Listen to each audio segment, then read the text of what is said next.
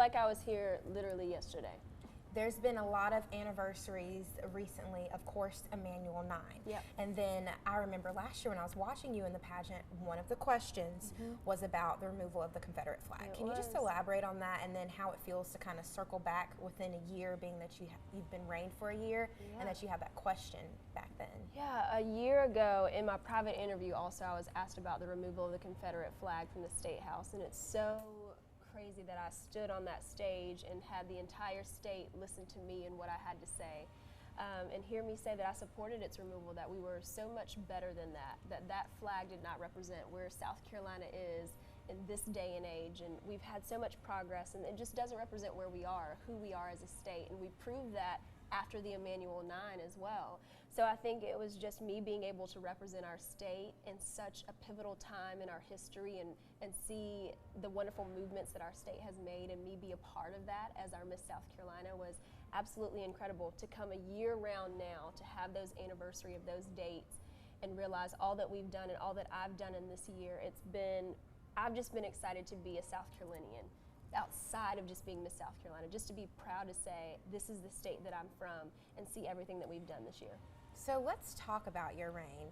Tell me, give me like the lowdown. Like, what were the most interesting things that you were able to do this year? Maybe things that you didn't think that you would be doing. Just kind of behind the scenes for our viewers. Yeah, so behind the scenes, I work as Miss South Carolina 5 to 7 days a week. I travel the entire state by myself, or 98% of the time. I do have a business manager who controls my life.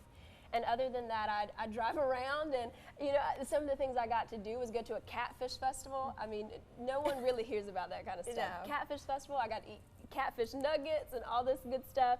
And then you go to like these little towns that you've literally never heard of in your life, and they will have their middle school and high school in one building, and they all can have lunch together because that's how small it is. So you go from crazy interesting festivals with amazing food to really large cities that have some wonderful things like Columbia or Greenville or Spartanburg, where I'm from, to these tiny little towns that I've never would have been able to visit or see if I hadn't been Miss South Carolina. And it's not too shabby when you eat good food. I know, isn't it? I mean, eating all that good food. Okay, give me maybe top 3 fitness tips. I know you stay in shape. I try to anyway. And you're out here eating catfish nuggets. So tell us what your workout regimen is. So really, I have a boyfriend who has supported me this entire year as Miss South Carolina. I call him the workout general. He is hardcore, okay? He has me in the gym, like jumping up on boxes, doing burpees, like, and then doing a back tuck, I feel like. I think I saw it on Instagram. Was that one of the videos? Yes, that was one of the videos of stuff that he makes me do. So it was definitely, most of that goes to him, that credit of keeping me in shape after Miss America. But outside of that, it was really trying not to eat fast food on the road. You want to stop at Chick-fil-A every time you see Chick-fil-A. Yeah, for sure. Yeah, so it was hard to not do that. And of course, everybody now knows that my grandparents own a soul food restaurant. So trying not to stop at Sam's and eat rice and gravy and macaroni and cheese all the time. So it was just finding that balance, using my boyfriend to help me when I was home or in his area, and then on my own, realizing that I can do things in my house or in my apartment or in my hotel room, wherever I am at the time, to do a few things that I don't need the gym for. Okay, so something that basically each contestant wants to do, of course, is win. Then you get the title of Miss South Carolina. You went to Miss America, something that a lot of girls dream of. I was about to sing the Coming to America song, but that's the wrong song for it. What is it again? There She Is. There it is. Yes. I knew it was that. Okay, tell me how long you spent prepping, because I understand the teens, they get out the door pretty fast to compete. So you saw your team compete before you did. I did. So Sarah competed at Miss America's Outstanding Teen in August.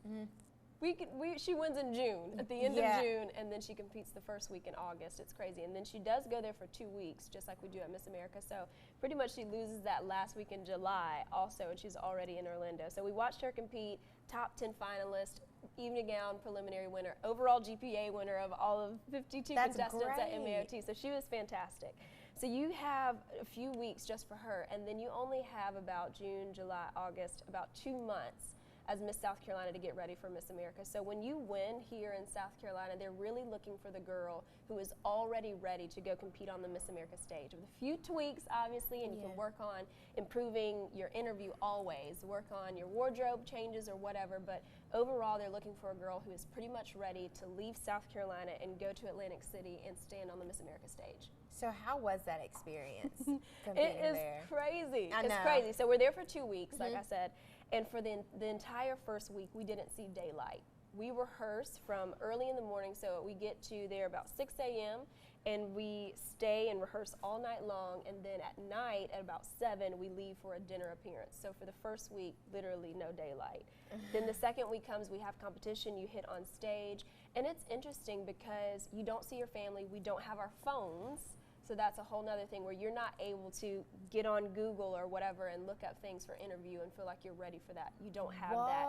You don't get to talk to your family. You don't see your family. You don't even see the board, the Miss South Carolina board, until every night after preliminary competition for about 15 minutes. So what did you do without your phone?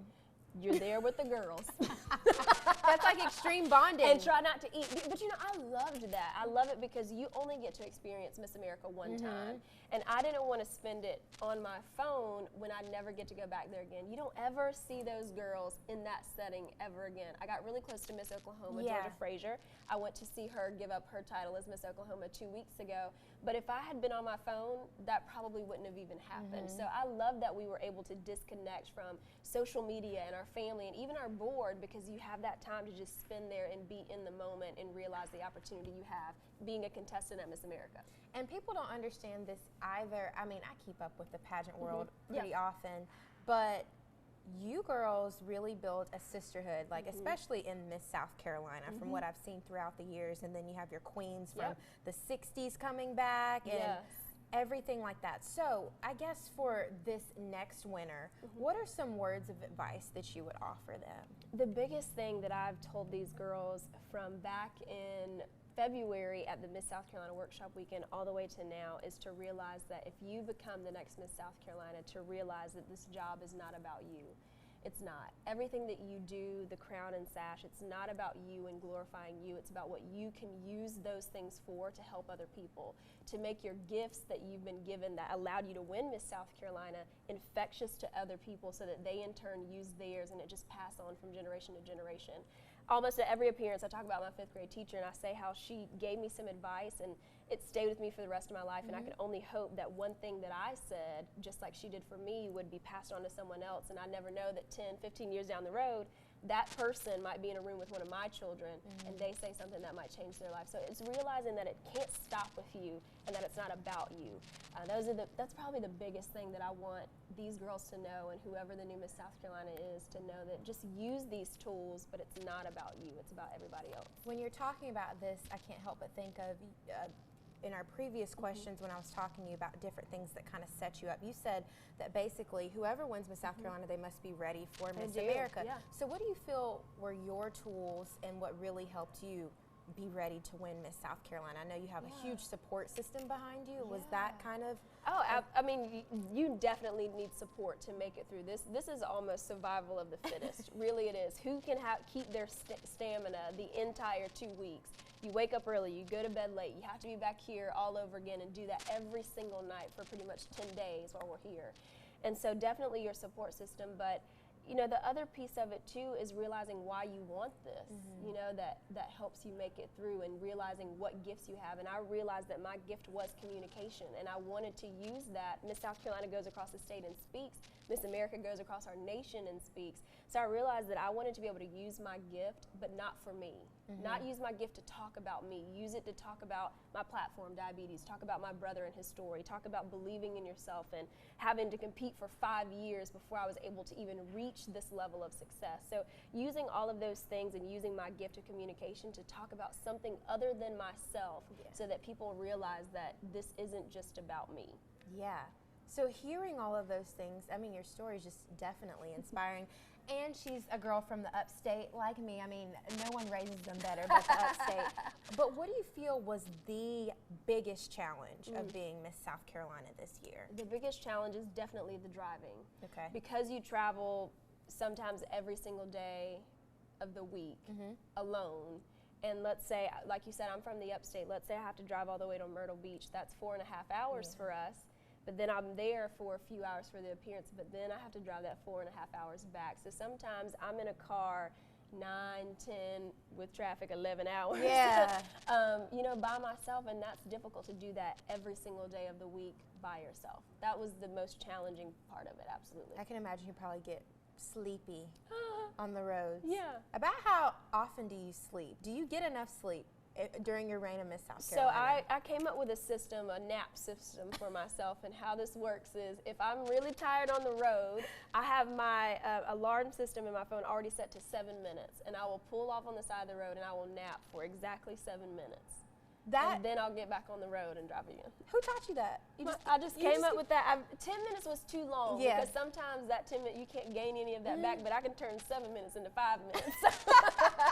So I was 7 minutes, and I get in I stop, I press it, and I have those just exactly 7 minutes to fall asleep and wake back up and then get back on the road. That's a good method because I feel like at 10 minutes you're hitting the groove You of the nap, are. and you're like, okay, You 10 are. more, 10 more. 7's just 7 minutes. just enough. I figured that out. So basically, you tell the girls, both teen and miss, Yeah. this is not about you, it's about your platform and what you can offer the state of South Carolina. So I guess going forward, what are your next plans? How will Miss South Carolina still be in your life, if it will, from here on out? Just talk to us about what's next for So you. like you talked about the sisterhood, and Miss South Carolina is definitely that. There's a huge legacy that you become a part of, and it's not just you. It goes all the way to the very first Miss South Carolina. So one of the really cool traditions is before the final night of Miss South Carolina, the last Miss South Carolina, Lainey Hudson, who is also from Spartanburg, will pin me into the Forever Club. So I will be pinned as a Forever Miss South Carolina, and then I'll crown the new Miss South Carolina, and that's how you become a part of the sisterhood officially forever. So I get pinned, and then after that, I'm Forever Miss South Carolina 2015. I'll get to come back and be a part of that ceremony each and every year if I choose to. And that's just so cool because I dreamed of that for so long. You know, not that exact moment. I dreamed of being crowned, but I had dreamed of having the opportunity to serve as Miss South Carolina for 5 years, and now on this coming Friday or Thursday, I will be pinned into the Forever Miss South Carolina Club. That sounds so awesome. And Clemson, Yep. I know you'll be returning back I'll be to back school? at Clemson this fall, and I talked to you about this already. Then I'll be going on an 8-day cruise with my family. So I cannot wait for that. I'm only counting down the days. And it's well deserved. I think, are there any more questions or anything that you feel you should add when it comes to the pageant or what's coming next? Well, you know, these girls have a long 2 weeks. You know, a long 2 weeks. And the biggest thing is that I, you know, push for them to stay off their phones, realize the opportunity they have to meet each other and love on each other. And this only happens once with this class. These girls can compete years and years, again, if they choose to, or like I did. But this class is only this one time. So I wanted them to cherish that because I definitely did. And now, as a Forever Miss South Carolina, I'll get to cherish the 5 years that I competed with my classes, the year that I won this class as the next class after me, and then of course my Miss America class, and that's something that, you know, no one can take away from me, and I'll have those memories absolutely forever. So. Okay, Miss South Carolina, Daja Dial. Yes, girl. Okay, so I know that you guys have an impeccable wardrobe throughout your reign of Miss South Carolina. Talk to me about, I guess, when it comes to the winners, what you won and what you're wearing today is really cute. Thank you. So we get so many things when you win Miss South Carolina. We have incredible sponsors throughout our entire state, but even in some other areas outside of this state as well, some people that sponsor us to provide the scholarship for the new winners. I won $30,750 last year as Miss South Carolina, so all my debt is paid, amen. So we have those amazing sponsors who help us with the scholarship, who help provide us wardrobe. And so you talk about today, Monkeys of the West End in Greenville is also a sponsor for us, and they sponsored some interview outfits for me throughout the week, and so this is one of them. So I love Monkeys at the West End in Greenville. Thank you so much.